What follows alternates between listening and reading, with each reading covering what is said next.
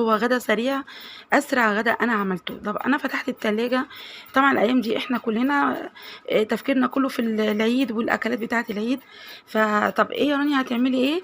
قُلت لهم هاعمل أي حاجة هالاقيها في التلاجة، هاشوف إيه اللي قدامي. لقيت سجق، عملت صينية سجق ب3 4 بطاطسات تقريبًا أو 3 بطاطسات كانوا عندي.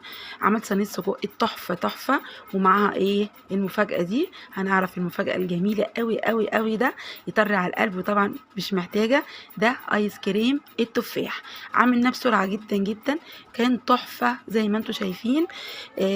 عملته لهم بعد ما خلّصوا أكل، فاجئتهم بيه، كان سريع جدًا، جدًا، وكلّه ما خدش أي وقت معايا. تعالي بقى بسرعة نشوف إحنا عملنا إيه. شايفين أنا كان عندي كيلو من السجق، حتى لو أنتم لاحظتوا إن هو كان مجمد لسه، عشان كنت مخرجاه من الفريزر على طول ما سبتوش يفك، حطيته زي ما هو من غير ما اقطعه من غير اي حاجه.